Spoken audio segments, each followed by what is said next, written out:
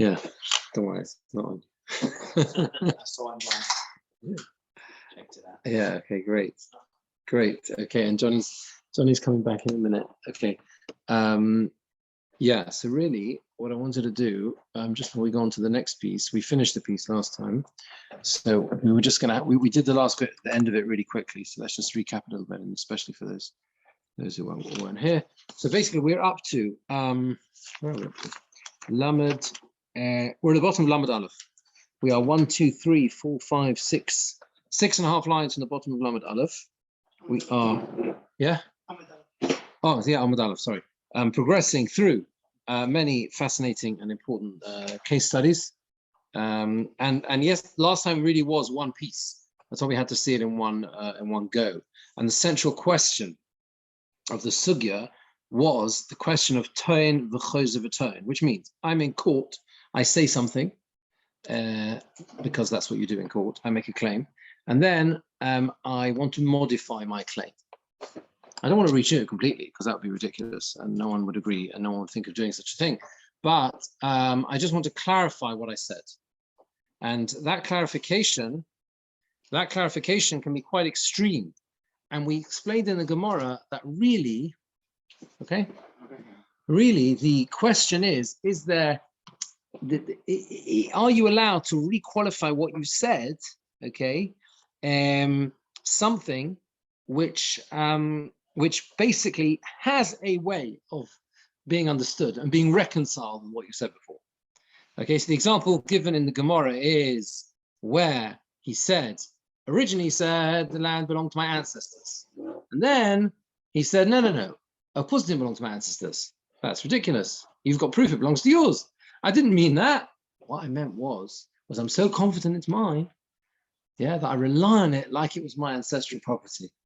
Now, lawyers are not, that's right, lawyers are not happy, right?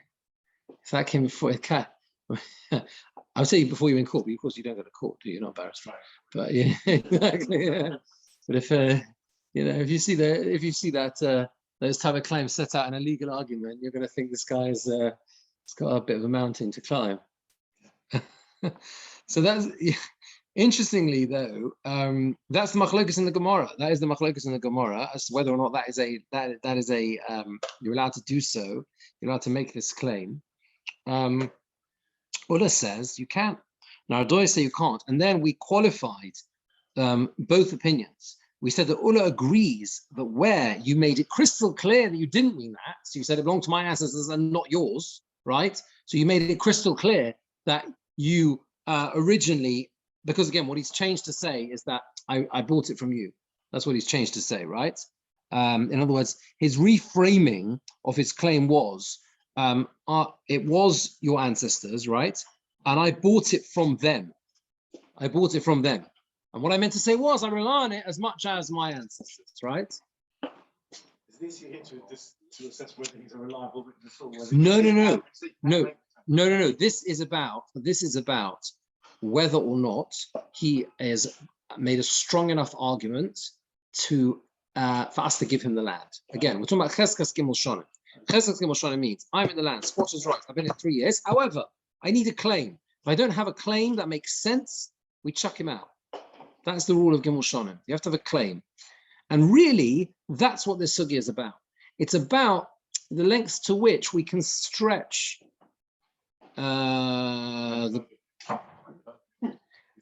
it's the lengths to which we can stretch believability of his words to give him a valid claim.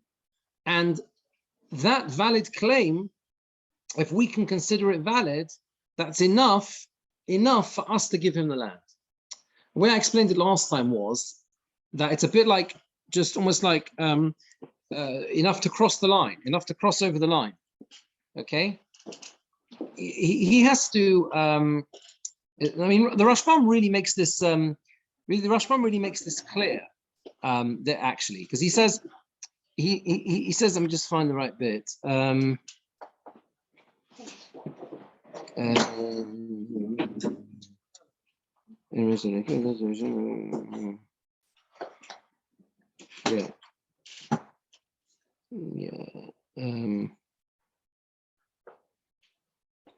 Yeah, but the the Gemora says, for example, right, the Nahardoi, who are the ones who are stricter, and they say you can't make this reclaim. The Gemora says that they agree where he says it was my ancestors that bought it from your ancestors, then that is a completely logical thing for him to change to. Originally, he said it belonged to my ancestors.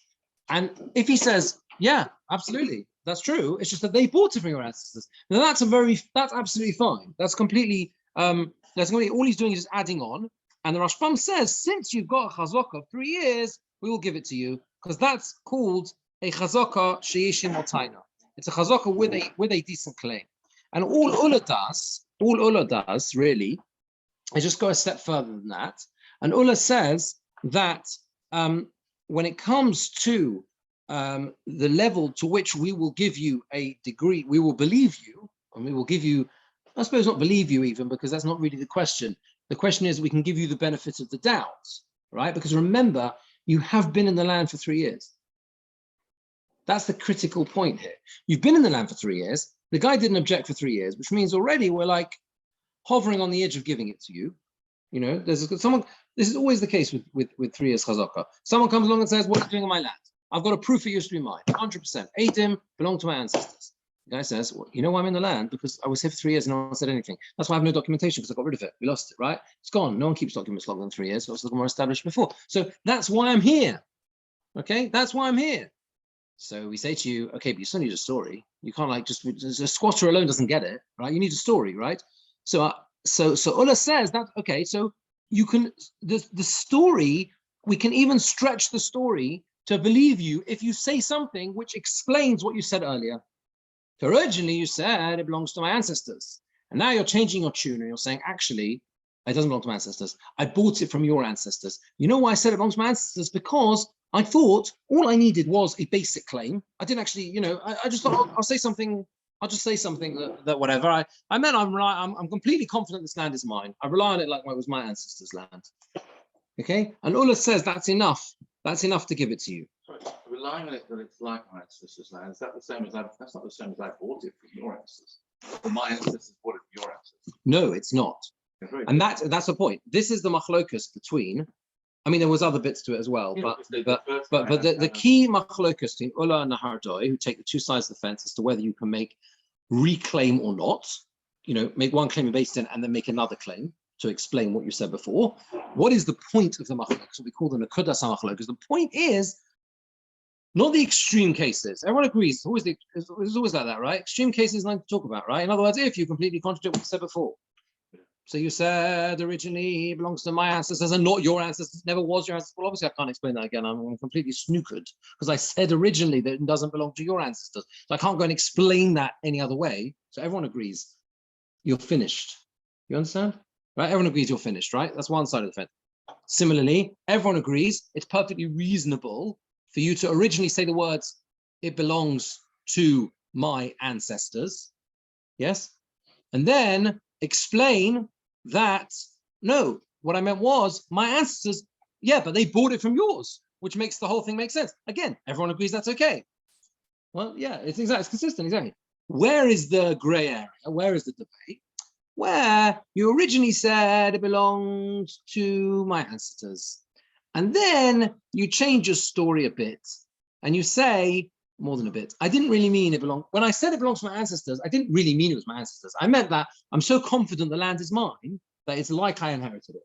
What I really meant was I bought it from your ancestors. Now you will say, quite understandably, that sounds really dodgy, right? And the Hardoi say, you're right, you can't do that. You can't, that is called making a new claim, basically. And we don't allow it. That's called toyin, v'choz of a toyin. That's like a new claim. Forget it. But Ula says actually, it is we permit you, we can accept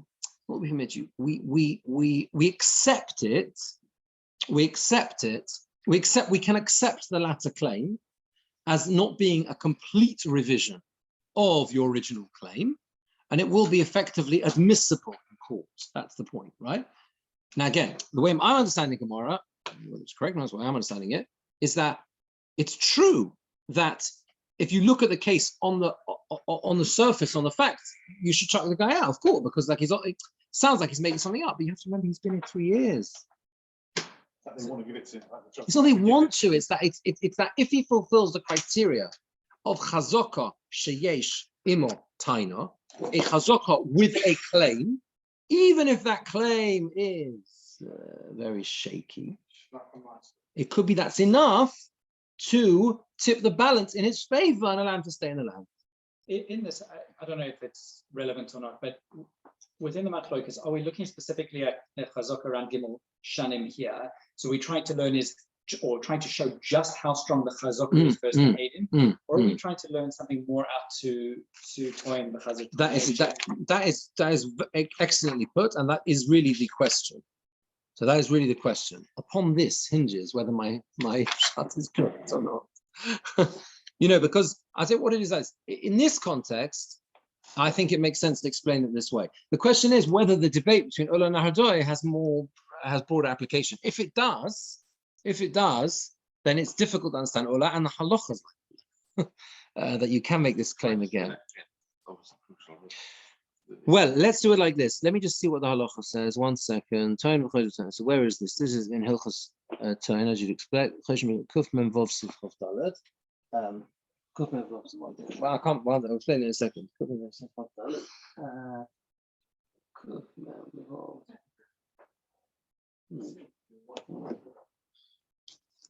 Basically, the question is: is this debate centered on the case here, where there's already a chazaka in play, right?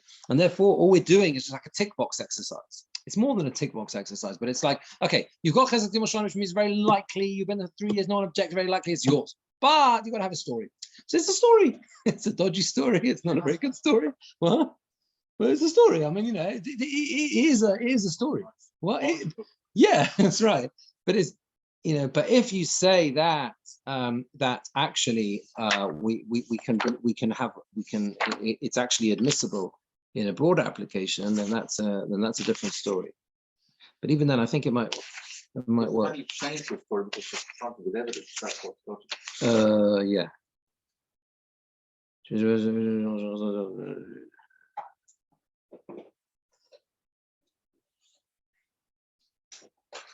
should be Chof Daled. It's a long stiff. Okay, first he goes through the whole beginning part. The Shulchan Aruch says if the machzik goes again, but yeah, but long as your ancestors, you sold it to me. You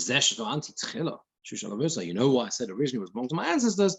I rely on it. I'm relying on it. I know. I feel very strongly it was mine. I'm relying on my ancestors.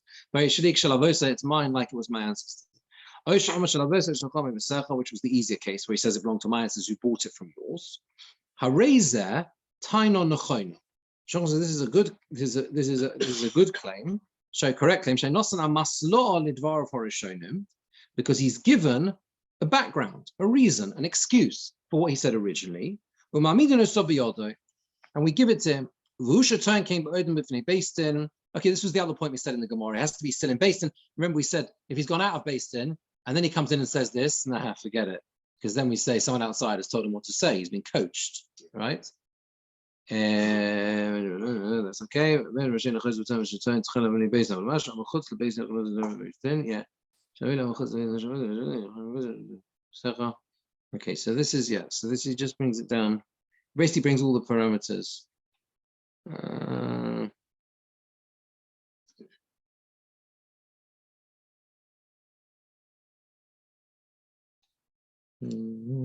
Second.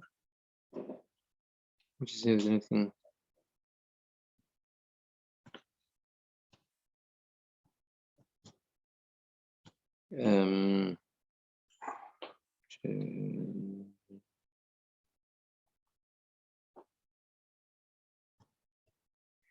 Yeah.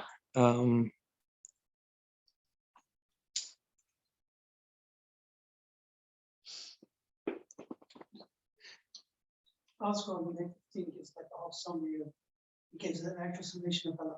Yeah, but do they say whether this has got wide application? If it doesn't have wide application than this story, then it makes sense. And the truth is, even if it does have wider application, you could still say that if there wasn't a chazaka element involved, then it could be that the whole debate is this a valid claim? Doesn't mean we're going to believe you. There's a question of, is it admissible in court, which is not the same as as saying we're going to give it, we're going to believe you. It's just like, are we going to just say no? You've made an illegal move. If you've gone outside court and you come back and say this again, forget it. It's not admissible. Don't care what you say. We're not going to believe you because we're not going to allow you to bring it into court. This is really, that could be the question. Does he add anything else that's useful? Let me just read. It says, okay, in summation, if the second claim contradicts the first, all agree that this new claim is not valid. If the second claim adds new information to the first, not contradicting it at all agree that it is valid. The dispute between Ulam and Ardians is in the case where the first claim can be reinterpreted to conform with the new claim. In that case, the Gemora rules in accordance with Ulam's view that the new claim is valid. Yeah, it doesn't add anything. It doesn't. But it doesn't qualify. But thanks. What? It didn't qualify to say only in the case of this. No, that's right. No, yeah, it doesn't exactly. Yeah. This does contradict. It does contradict. We do accept. We do admit it. We do admit it. We admit it into base thing. No, here, no, that's the point. Here, the Gemara says Hilchos Oton Chayz B'Ton. The Shulchan Aruch Paskins, that is a taina nechona. It's a correct claim, okay? Basically meaning we give it to him. Now that doesn't surprise me so much because he's got a chazaka. He's got 3 years. So in other words, if you say that it is per se a valid and it's admissible in court, then I can understand why we give it to him because he's got the 3 years. He just needs to have a story. And okay, it's not a good story, but it's a story. Because again, on the other side, why did the other guy not object? But it contradicts his first. It does. That's the point. It doesn't have to. It is a way of explaining it. There is a way of explaining it.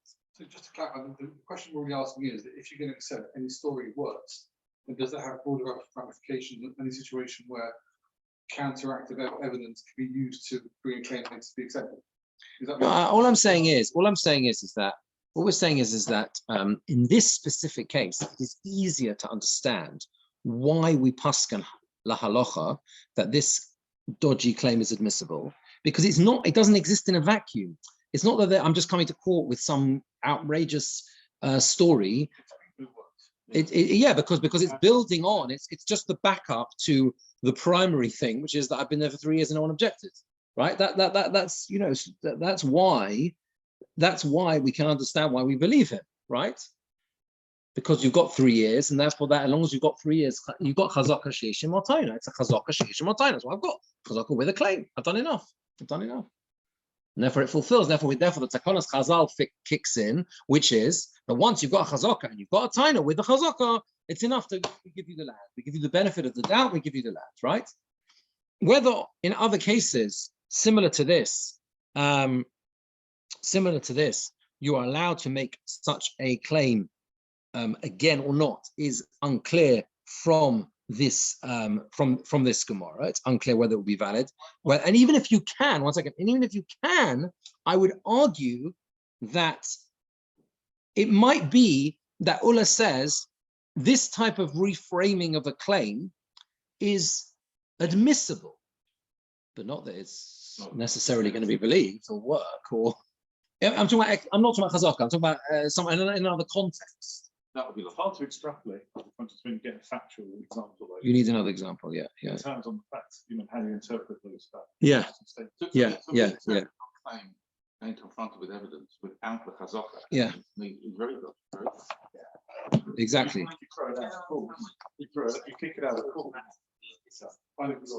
You wouldn't understand what? I don't understand why we're not saying that this is the principle of God's chart, because he specifically said in the Gemora, right? Yeah, that's right. Yeah, that's right. As to the specific concept of, did you say Cain tone because of the tone? Yeah, or the logical way of learning this Gemara. So yeah. Say this, and the indication is from this Gemara as to how you would learn. The implication of this Gemara is that it should. Why should it not be have wider ramifications? The machlokes. Are you allowed to be chayzer tone or not? Yeah. So I don't understand what's the argument to say to the contrary. No, it's just that we don't have another. We just that we're dealing with this particular case here, and unless we've got proof that it necessarily works out, so we don't know for sure that it was that it also they hold by the same opinions elsewhere. Unless you have a contradictory case somewhere else in Shas. Yeah. Yeah, but to do binyanav, you can very easily say you can't do binyanav here because there's such a strong reliance on the chazaka here that the only reason we allowed him to come back. There is a strong reason. I understand that, but that's all we're talking here is to whether or not we apply there is a principle of whether or not you can go back and rephrase your claim or tweak it or not. And here we've got three points to consider. Whether or not the person is basically contradicting, exactly like Martin read out from the last one. Is he contradicting what you previously said? Is he simply as what he said, or is he, or could it be interpreted in this sort of like grey area scenario? That's it. That's it. What then happens to whether or not that claim overrides somebody else's claim is an entirely different matter. From the principle of, do we say tone because of a tone or not? Here's the machlokes, period. And there's where else are we? Unless we're seeing somewhere else, and presumably that's when Tosfos or Rashbam would come and say, this is what the position is here, but somewhere else in Shas, it's a different Gemora, when there's a case and there's a big uniqueness in it. When you're trying to say now apply it generally, you'll say, but you can't. Therefore, we have a second case somewhere else in Shas. That the same outcome with a different uniqueness. Therefore, there's two uniquenesses that aren't in common. You can ignore them. But that's not. We're not saying here's the scenario. And from here, you can now learn. It's not. We're not. The Gemara's not saying like giving the scenario and Ulla says this position and then and now don't say a different position and then now we conclude from here. Now we can learn this principle out. It starts from the position of saying here is our scenario of. I find it difficult when you take away the context. Yeah, I think context of Chazaka, I think very difficult. We don't know what the context of the case might be. So I think the question that I'd ask. I said it's a principle. Maybe the principle won't work. So the same one of the principles that was in last week is why would you say this if you could have said something simpler? So why wouldn't you just actually pick a stock standard case, two sets of A, and then he changes his case? And why do you have to do it in this way? There is a specific chazaka. It makes that feel like it's important. But I don't think he's got a migra here, does he? No, I'm saying that this would be a migra in this to prove that you have to at least consider that this is only relevant in the case of the chazaka. Because why bring a case which is so unique with the chazaka as opposed to a stock standard case of this is mine, and then he changes his story. And then at least you say, well, it's accepted. The important case of Chazaka is Baba Basra is about Chazaka. Yes, we're learning. It's perfect. No, it's interesting because the truth is the Rashbam does bring a migo. The Rashbam brings a migo when the Hardoi, when the Gemara says that the Hardoi agree that if he says it was my ancestors who bought it from yours, on that the Rashbam brings a migo. He says he's just adding on what he's saying. It's got chazaka, therefore we give it to him. The chazaka ishmatainahi. It's a chazaka with a claim. Why? Why should he lie? He could have said, I bought it from you. So therefore, when he says it was my he's also believed. So I wonder whether that migo, maybe that migo also, according to Ulla, maybe this is the key point. Maybe that migo is also in play, according to Ulla as well. In other words, what is Ulla saying? Ulla is saying that you are allowed to reinterpret your words. You don't fall foul of the procedural rule, because that's what it really is, of being turn v'chos of a turn, and you make a claim and then changing your claim, which you're not allowed to do. That's effectively a procedural rule, right? In court, like in English courts, I mean, there are many procedural rules. You can't break. What? Exactly, you can't break that, regardless of how wonderfully true you are. You can't break the procedural rules, and one of the procedural rules is I can't be turned v'chos of a turn. So Ulla says it's not called turn v'chos of a turn because there's a way of interpreting what you said consistently with what you said before, even though it sounds outrageous. But maybe that's not why you believe him. Once you've established that it's not a new claim, the reason why you give him the land, is because he's a chazaka sheishim or taina, which is built on a migoy. In other words, the taina is that I bought it from you, right? I bought it from you. Oh, by the way, why did I say it was my ancestors? Just because I meant I was relying on it by my ancestors. But really, I'm explaining what I meant really was I bought it from you, I bought it from your ancestors or whatever, right? Once you've accepted that he hasn't broken the procedural rule, now he's got a migo. I could have said, you know what migo means? Since I could have said something better and I would have been believed straight off, which is what? Well, I bought it from you.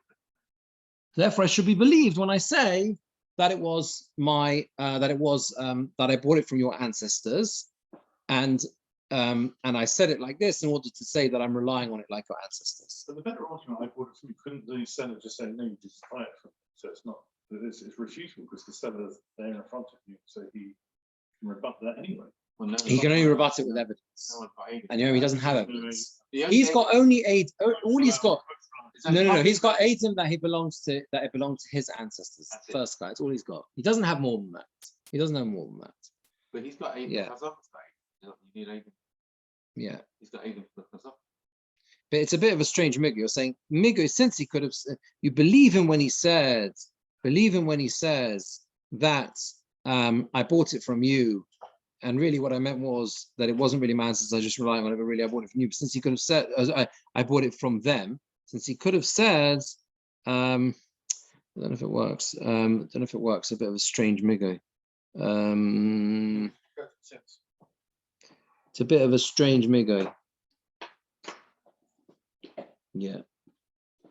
It's a bit of a strange migo. Okay.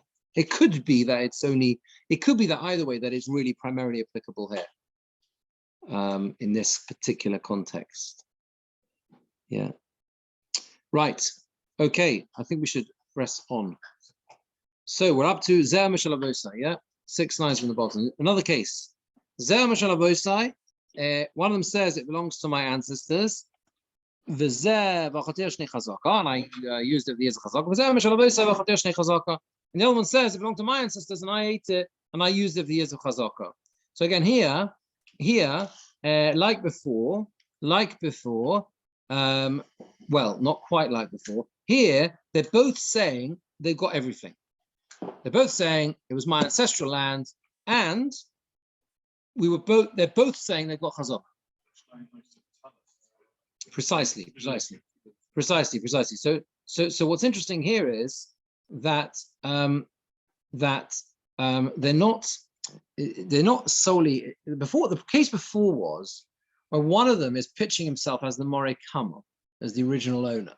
That was the previous story. Yeah, he hasn't got any chazaka. I don't need chazaka. What do you mean? Why should I need chazaka? It belongs to my ancestors. It's my land. I inherited it, right? Here it doesn't do that. Here they both pitch themselves as having both chazaka and belonging to their ancestors. Surely this is a stronger case of where somebody has to be known.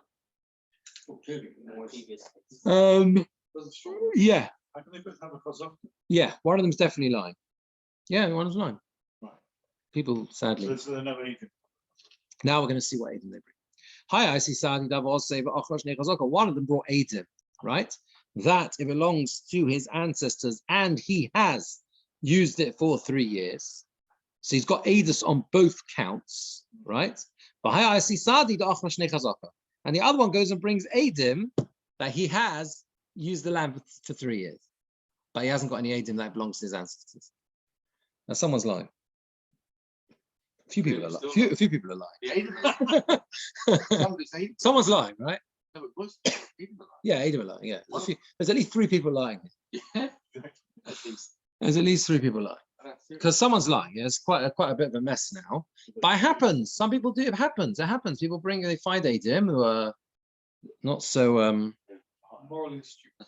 Yeah, exactly. Is this a case of effectively not quite Adam's own? So it's not quite Adam's own. It's not quite Adam's own. It's not quite Adam's own. This gets no. No, they're not saying anything. They're not saying it. They're not talking about the other people. I did them bringing their Adams. Yeah, that's right. So it's what we call Adus mucheshes, hakosha. If you think of makas, right? You've got Edom Zomin and Edus mucheshes. Edom Zomin is where you say Mono Yisa, right? So you couldn't have seen that, you were with us. Edus mucheshes is where Edom contradict. That happens too. One says one thing, Reuven killed Shimon, the other says no, Levi killed Shimon, right? Why is the second set of Edom in this case actually disproving the first set? Well, they're not. One is telling the truth, one is lying, by definition. They can't both be in the land. I said in Germany, we haven't got that. The second set Yeah. is no more being makrish the first than the first. being That's true. makrish That's the true. second. That's true. That's true. So this sugya, really, the heart of this sugya is the question of whether edus, which is contradicted to a certain degree, becomes completely useless in its entirety, or can you do heart surgery? Yeah, on the edus, and literally cut out the healthy tissue, the dead tissue, right, and keep and preserve the living and healthy tissue. Sorry about the motion. It's got a bit. I'm getting into it now. But you understand, this is the question. Does edus, which contradicts each other, is it completely dead? Is it useless? Is it irrelevant completely? Or can you use the part that's not contradicted? Which part is not contradicted? Yeah, who owned it originally. Yeah, who originally owned it. Remember, one of them's got Edom, one of the Edom said more than the other set, right? One set of Edom said it belonged to your ancestors, this guy's ancestors, and he was there for 3 years. And the other set of Edom just said 3 years. And that's the Shaila. And this, the rules of which you are extrapolating, Well, we haven't yet, but we will. which you want to, but Yeah. all the still to come from, they're the ones who set out about whether you can. Well,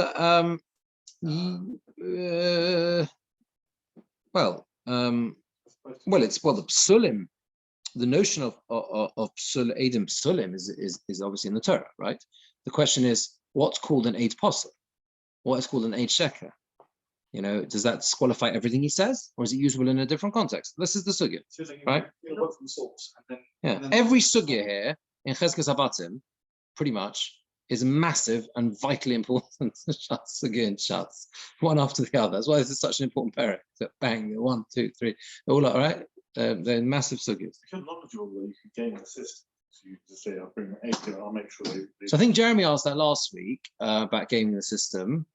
Yeah. How are you going to do that? But you just know if you're bringing 8, if you're going to lie, make sure you stacked up all of their ages with lots of different things that if the others are getting knocked out. Assuming that's it's not so easy to find you know, non-scrupulous. Yeah.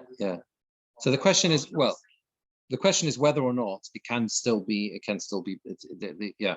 Okay. Well, let's see. Keep that in mind and see if it's still possible at the end. Yeah. By definition, edus is only considered valid presumably after Bastin has interrogated and checked to make sure that people are telling the same thing. We assume people are telling. No, we assume people are telling the truth. We assume people are telling the truth. But I'm just saying, do we not with Edom? Is it? It's not just with when two Edom come along and say that we saw the new moon, that we take them off and check that. Right. So we've tested out. We've challenged these Edom, both sets of Edom. Yeah, we do the Jusha v'Chakira. So is it possible? Right, you're going to have 2 sets of Edom come along. Yeah. Both aren't wrong. No, It's impossible because they're both testifying about the same point. Well, somebody could have a week off. Another one. So, no. That's not. Yeah, one of them's lying. We're saying basically there's It went away for a week. each set of Edom saying we saw. It's like Cluedo, right? We saw them occupying the land during the same 3 years. Yes, that's what we're saying. Yeah. Right. Exactly that. And Someone's lying. And is it possible, for example, because we've had this scenario where during the day and then No. during the night. There's no. You see from the Gemora, that's not the case. Yeah. Let's see what the Gemora says. Anyway, that's the story. And there's machlokes Rav Nachman and Rava. Amar Rav Nachman. Rav Nachman says, "Okay, achila b'hadi achila." The achila cancels out. Okay, so achila is useless. We have no evidence about 3 years chazaka because we're back to square one. Well, it's one, each one contradicts each other. So delete that part of it. and we give the land to the one who is got Eidos that belongs to his ancestors. That's Rav Nachman's solution. Amalei Rava. Rava said to him the obvious response, which is Eidos Mucheshesi. It's contradictory. It's a complete contradiction. How can you possibly believe any of it? They're contradicting each other. So therefore the Eidos is destroyed. Amalei. So Rav Nachman said back to Rava, right? Even though it's contradicted in the context of the 3 years chazaka, is it contradicted in terms of the ancestral aspect of the Eidos? No. Okay. There's no debate about that. In other words, okay, we're gonna have to see the Rashbam very clearly and work very closely, and we have to see Tosfos here as well. But basically, what it seems from the surface that Rav Nachman is saying is that you can take apart different pieces, you can take it apart, and you can say that, okay, delete the part they're contradicting, but then there's another part, and that is who used to own it. And on that part, there's no debate. What does that mean, there's no debate? Meaning what? No one's arguing now. No one's saying anything inconsistent with the ownership. Yeah. So it's, in other words, it's more. This is very careful. You have to be very careful with this. It's more than saying I've got one piece of Eidos that I haven't got any further on because they're contradicting each other, so that's useless. And then I've got one set of Eidim saying one thing, and the other set of Eidim don't give a view on. Is that? It always could have been brought by another set of Eidim. That separate piece could have been brought by another set. Yeah, but it's more than that. Think about what are they trying to achieve? What is each set of Eidim trying to achieve? Ultimately, explanation seems more. Well, one second. I just want to finish this point. Well, what are each set of Eidim trying to achieve for their clients? Ownership of the land. How do you achieve ownership of the land based on chazaka? 3 years.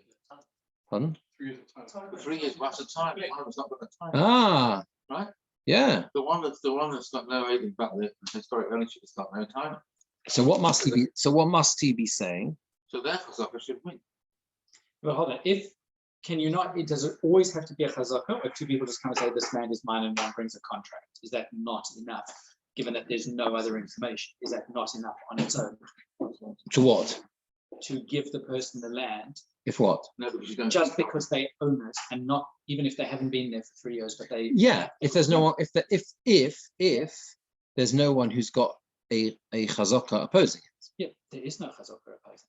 Right. That's right. That's right. Exactly. That's right. Which is why you give it to the person who says they belong to his ancestors. That's true. That's true. But what if they cancel each other out completely? Then according to the first Gemora. So both sets of they just can't neutralize each other and don't leave the other bit about the other standing. What is the land in that situation? Because you've got no one with any claim. well, then if you've got no one at all, It goes to the crown. it's the king. No, I don't know. No. 1 second. What do you mean? If let's say, well, you just have Eidim. Oh, yes, you just have Eidim that they each claim it's theirs. And you're of the opinion that actually that can't accept any of their testimony once the land. Well, you have to work out where it came from, wouldn't you? It must come from somewhere. It can't come from nowhere. Someone owns it. Well, someone owns it. You'd have to do some homework. Someone must own it. Only these two people. Presumably. Only these two people, and their claims have just been neutral. No one else is interested in it. I don't know. It's a good question. It depends on the circumstances, I think. Where did it come from? How did it get to the States? No. Let's see the Rashbam. This will help, I think. The Rashbam says it's about 5 lines from the bottom. And I used it for 3 years. Those same 3 years that you claim about, I used the land and not you. And the other one brings Eidim that he used it for 3 years. Those self-same 3 years, that these earlier Eidim testified about, right? Those same 3 years, and these came along and contradicted them. See, Rashbam makes it very, very clear that there's no room for maneuver here in terms of the contradiction. Clearly exists. Amar Rav Nachman, Eidus Achila B'Tela. The Eidus of the usage of the land is bottled. The Oki Eidus Shel Achila, Keneged Eidus Shniya Shel Achila. You face them off against each other. The Eidus they used it, and the Eidus that they used it for 3 years. They contradict each other. Aval Beidus Davosa. But in the Eidus of the ancestry, which is not contradicted, right? Eidusun Kayemes, the Eidus is still standing. And we give it to him. Now, on that, Rava says, it's contradictory. Kim the honey base kitus machichu zoezu. These two groups contradict each other. Achas men pisula l'chol eidios sheba'olam. Rava says they're liars. They are disqualified from testifying for any Eidos, anywhere in the world. Forget about even dissecting this Eidos. They're completely disqualified entirely. Since you can't clarify which one is disqualified, tibotel eiduson legamri. The Eidos is completely nullified, right? Now, the next Omer, there's one more Rashbam. How does Rav Nachman answer that? He says, the Eidos of the ancestry is still there. Everyone agrees to it. There's no debate about it. Why does Rashbam add those words? Understand? He says, Rav Nachman says that there's a contradiction who used the land, right? And we can't believe anything. But you've still got another piece of Eidos, which is it belongs to your ancestors. And on that point, Hakol Modenbo. There's no debate about that. So why wouldn't you give it to him? What do you think? What is he trying to say here? Saying that the issue or the argument between them is whether you can look at the testimony independent of the witnesses themselves. So do the witnesses lose their status of chesed kashrus? Yeah. Totally, and therefore it doesn't matter whether you can separate what they said or not, or actually do you just look at the testimony regardless of the status, the potential status? Thing is, testimony doesn't really exist on its own, right? It's produced by a mouth of Adam.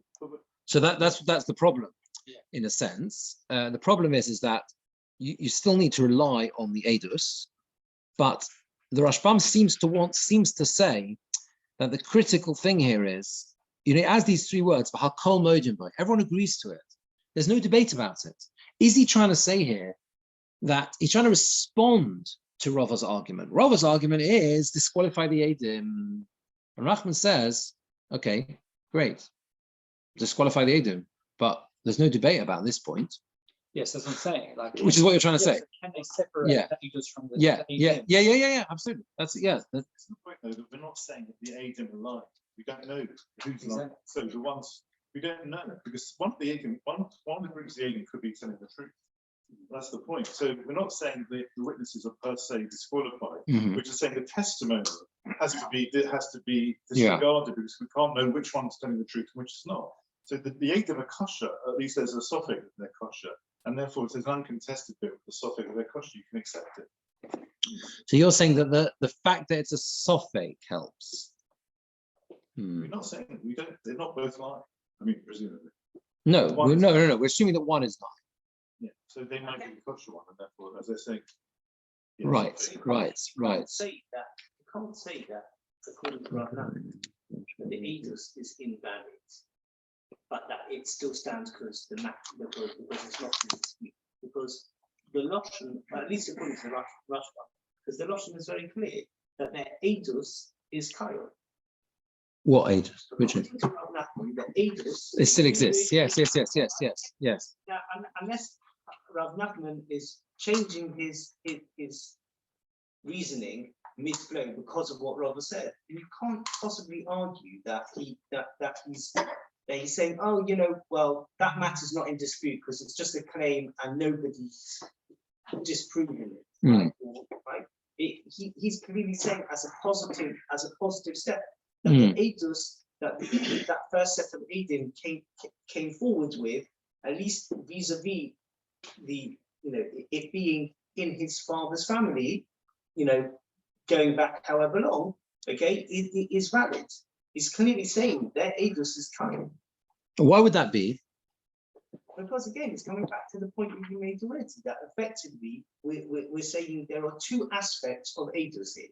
That you look at each aspect of edus independently. Yes. One statement you are making is that he's been in the land for three years. Yeah. The other one's making the same claim. Right? Yes. That's one aspect of it. You're almost splitting the edus into two elements. Yes. That's one, and here's the other. Whereas according to Rava, no, this is one. This is part and parcel of the same edus with two aspects to it. Yes. And so therefore, Yes. if one aspect's knocked down, Yes. then it's knocked down in its Yes. entirety. So I don't think that's what it's saying. I think they all agree that you can split the testimony. And that's what I'm saying. Everyone agrees you can split it. But the opinion is, and I'm forgetting the names here, is that he says that, yes, we can split it. I agree that there is no contradiction and that this land was owned by their ancestors. However, I have a doubt in the kashrus of these Adim. I will not accept them as people, and therefore I will not accept the claim at all. I understand what you're presenting. I'm saying, at least as far as Rashban is concerned, the notion of Rashban doesn't accord with the way you're explaining. Why? How do you understand? Because he says specifically, he says, right, right, since it hasn't been disproven, Eduson Kayemes, their Edus in this regard is Edus, but not Edim. I think the difficult. I think the truth is, I think, in theory, it would be very nice to learn how you're learning. In practice, it's difficult because in practice, Edus doesn't exist by itself, and it has to be from some. And basically, the solution is in Tosfos, I think. In other words, Tosfos flips everything on its head. Tosfos' default understanding, you'll see from the way he asked the question, it's a Tosfos on Amud Aleph. It's a long Tosfos, don't worry, we're not doing all of it. Amud Aleph on Amud Aleph. The bottom, right, is that Tosfos' default position is, why should it be that the Edus is completely disqualified? And he asked it from a technical halachic, like straight down the line legal perspective. He says like this, he quotes Rava, it's contradictory. They're finished. Possible. Tamor. Why is it contradictory? Why is it contradicted? Why is it Edus Mecheshes? For Rava Islay Bimaruba, Uba Perek Zebora, in Bava Kama and in Sanhedrin, Rava says that Eid Zomim Mikanu Labo Nifsal. And Eid Zomim is only possible from the moment he says the false testimony. From that moment, right? From that moment onwards. And he's only disqualified from the moment he's contradicted. Okay, so he's contradicted from the moment he becomes a false witness. But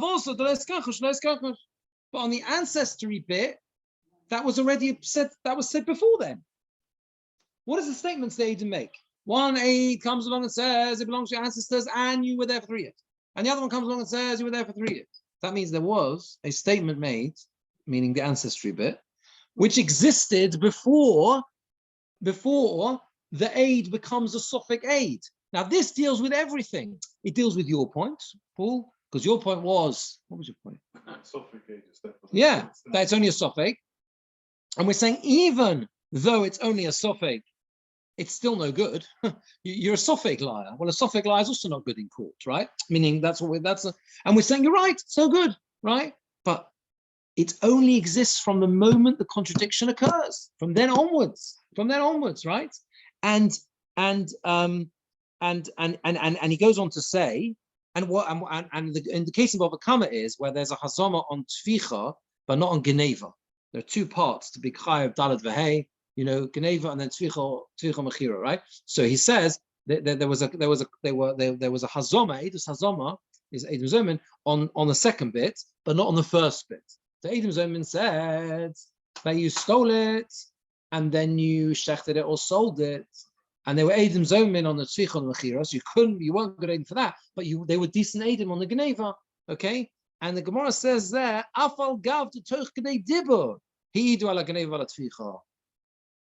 Right? Even though it was Tochadei Dibur, they said it in one go, within a few seconds, Tochadei Dibur, right? They said Geneva and Tzvicha all together, right? Geneva and Tzvicha, it doesn't make a difference. Since they become disqualified from that moment, they're only disqualified on the bit there from then onwards and not previously. Are we saying if they reverse the order of their testimony? It's totally saying, if they said first of all, there's the chazon, Yeah. and then the upper is. Yeah, that's right. Yeah. It's an astonishing. Well, no, I mean, the truth is that, the truth is then he gets quite involved because there are different reasons there as to what Rava's reasoning is.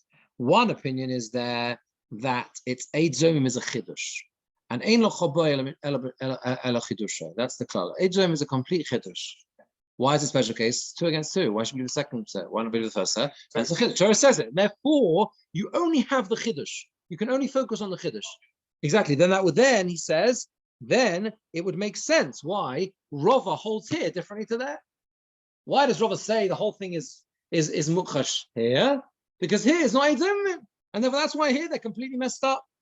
But he says, according to the other Lashon who says that the reason of Rava is because of pseudo de lekuchos, the reason why we don't disqualify them entirely is because people who bought would end up losing out, people who purchased something as a result. Again, he goes on to say that I imagine the Gemora that explains exactly how that works. According to that, however you understand that reason is nothing to do with Eid Zomim. It's nothing to do with Eidim Zomim. It would apply equally here. And then he goes on to say, even if there isn't any loss to people who have bought property as a result, it still applies, whatever, etc., etc. I'm not going to go through all the ins and outs of Tosfos' arguments, but if you go down to the end, he says, fundamentally Tosfos' problem is, it was completely turned on its head. He's saying, on the contrary, Rav Nachman makes much more sense. The psul only applies from this point onwards. So therefore, the original statement that belongs to his ancestors is perfectly valid. So why is it that Rava holds differently? He asks it in a contradiction in Rava. He says, well, how can Rava say one thing there and one thing here? But his answer, look at his answer. This is 1, 2, 3, it's about 7, 8 lines from the end. At a Rivor Nira, the Rivor says the follows. It's not comparable. The cases are not comparable. The case in Bava Kama is not comparable to here. So Hossam Geneva Tvicha Trei Mileninu. Geneva and Shechting are two totally separate things. Given the Labohu Nifsal. If you pasken that Eid Zomim Lahabohu Nifsal, and again, we're going with the assumption that that there's no difference in Hachosh and Hazama. That's what Tosfos is going with now, right? There's no difference between contradictory and Hazama, right? We're not going with the Chiddush, right? That's why he's not going with that, right? So then you say, then if you say the point is that you're only puzzled from now onwards, that makes sense. Why Geneva is still valid? Because they're two totally separate things. I'm giving Eidos that you stole an animal, and I'm also giving Eidos that you shechted that animal. Well, they exist totally independently of each other. From a time concept. In every way. They're two separate pieces of testimony that happen to be talking about the same animal, and happens to be that because 1 + 1 = 4 or 5, because that's what your consequence is, right? Yeah, you understand? But that's only happens to be that the cases are two separate issues. There's two totally separate things, right? But you wouldn't have been able to slaughter the animal without. That's true. But the Eidos itself exists independently. I can be made that you shechted some Reuven's animal. Yeah, I can be made you shechted Reuven's animal without stealing it, and I can be made that you stole Reuven's animal without shechting it. Right? They exist by themselves. They're two independent pieces.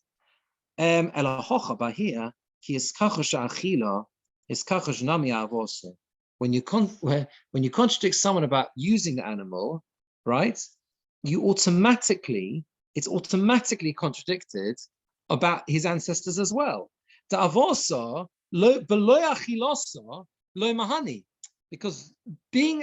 saying it belongs to the ancestors without just the evidence alone, without usage, doesn't help. Why? What do you mean? Of course it does. Great. I got it. No, because again, think of it. We got it in Tosfos is imagining it like one of them lies. They're not both lies, like I said, right? So let's go down the line of one of them, the guy who says you ate it for 3 years and it belonged to your ancestors. Let's assume he's the liar. Can't both be lying. So he's the liar. That means the other guy's telling the truth. Okay? If the other guy's telling the truth, what are we going to do with the land? We're going to give it to the person who has got Edim that he used it for 3 years. Because he would be believed to say, they belong to my ancestors for 1 day. But Migoy, with the Migoy, the boy, he could have said, I bought it from you. Okay? In other words, the point Tosfos is making is that in this scenario, it's impossible to divide it up. That's why Rava says here that they're completely disqualified entirely. Because in this case, it's useless to just have, again, if we assume that he's a liar, which is what we have to assume, because that's what, right? That means the other guy's telling the truth. And if the other guy's telling the truth, right, then believing the liar about the ancestral bit only is not going to help, because the ancestral bit is fighting a 3 years chazaka, which has a migui built in, which is easy for him to say. He can just say, I've been here 3 years, and I've got Adis for 3 years, right? And he can say, yes, it's true. You're right. You've got Adis that belong to your ancestors. So what? It belonged to mine for one day, and Migai could have said I bought it from you, right? I would have a decent Migai, and therefore, because of that, there is nothing useful, right? There is nothing useful. Okay, in what? Yeah, there is nothing useful left of this Adus if it's dissected into different bits, which is why Rava says here that it's all got to be discounted. It's all got to be discounted. Okay. Is it being discounted because of the Migui and all of those arguments, or is it being discounted because both parts of the testimony are on the same item or on the same thing? It's both about whether they own the land or not. So it's not on two different things. Both of them, you can't separate them because it's both testifying. I don't think it's necessarily that it's about the same thing, because there as well, it's about the same animal. It's the point that the testimony itself. Yeah, and it's used. The point is it's useless. It's useless in and of itself. That's the point. It cannot. It doesn't have any. It doesn't help. It doesn't. It's not. It's useless without the other. Without the lesser, the weaker testimony has got a miggle always to say they could have added something better. So yeah, even if it looks weaker on the face. Yeah. See, I'm not convinced about that, because if we're saying that the two cancel each other out, the chazokas cancel each other out, the other party cannot say he's got a chazaka anymore. We just don't accept that because he's got no aidus for it. There's nothing. It's literally just, this is my ancestors' land and I've got an aid for that. And the other guy's sitting there quiet and just nods. That's effectively the situation. There's no migwe. He can't say anything else. It's cancelled. Yeah. There's no migwe. That's what Robert said. Yes, but that's not it. So what I've got to base it with a contract to say, this is my house. And someone else arrives and goes, no, it's not. I bring aidus. They're going to give me my land. They're not going to just ignore the owner.